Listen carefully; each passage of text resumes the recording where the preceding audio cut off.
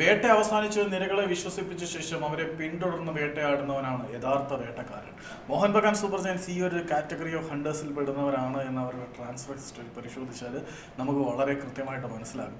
Durand കപ്പിൽ വിദേശ താരങ്ങളെ കളിപ്പിക്കരുത് എന്ന് ആവശ്യപ്പെട്ടപ്പോൾ എല്ലാവരും കരുതുന്നത് മോഹൻ ബഗാന് വിദേശ താരങ്ങളെ സൈൻ ചെയ്യുന്നതിൽ എന്തെങ്കിലും പ്രശ്നമുണ്ടോ, അത് കാരണമാണ് അവർ ഡൊമസ്റ്റിക് പ്ലേയേഴ്സിനെ ഡ്യൂറന്റ് കപ്പിൽ കളിപ്പിച്ചാൽ മതി എന്നൊരാവശ്യമായിട്ട് മുന്നോട്ട് വന്നതെന്നാണ് കരുതിയത്. അവർ നാഷണൽ ടീം ഡ്യൂട്ടിക്ക് പോലും തങ്ങളുടെ ഡൊമസ്റ്റിക് പ്ലേയേഴ്സിനെ വിട്ട് നൽകാതെ കടുംപിടുത്തം പിടിച്ചതിൻ്റെ പിന്നിലെ കാരണം പോലും ഇപ്പോഴും വ്യക്തമല്ല. അതേസമയം വിദേശ താരങ്ങൾക്ക് വേണ്ടിയിട്ടുള്ള തിരച്ചിലിൽ മോഹൻ ബഗാൻ അതിശക്തമാണ് എന്നതിന് പുറമെ അവർ 2 സൈനിങ് കൂടി കംപ്ലീറ്റ് ചെയ്തിട്ടുണ്ട്.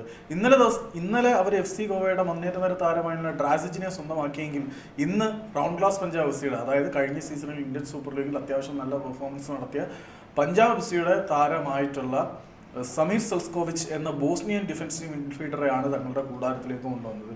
ഈ ഒരു താരം വളരെ മികച്ച പ്രകടനം ഏഷ്യൻ കണ്ടീഷനിൽ കാഴ്ചവെച്ചിട്ടുണ്ട്. സമീർ സെൽസ്കോവിച്ച് എന്ന ഡിഫൻസീവ് മിഡ്ഫീൽഡർ കൂടി മോഹൻ ബഗാന്റെ ടീമിലേക്ക് ചേരുമ്പോൾ മറ്റെല്ലാ ടീമുകളും തങ്ങളുടെ അടുത്ത സീസണിലേക്കുള്ള തയ്യാറെടുപ്പുകളെ കുറിച്ച് ചിന്തിച്ചുകൊണ്ടോ സ്വപ്നം കണ്ടുകൊണ്ടോ ഇരിക്കുന്ന സാഹചര്യത്തിൽ തുടർച്ചയായിട്ട് 2 വിദേശ താരങ്ങളുടെ സൈനിങ് ഈ ഒരു ക്ലബ്ബ് കംപ്ലീറ്റ് ചെയ്തു എന്ന് പറയുമ്പോൾ മോഹൻ ബഗാനോട് നമുക്ക് അസൂയുണ്ടെങ്കിലും അത് കൂടിക്കൂടി വരുവാണ്.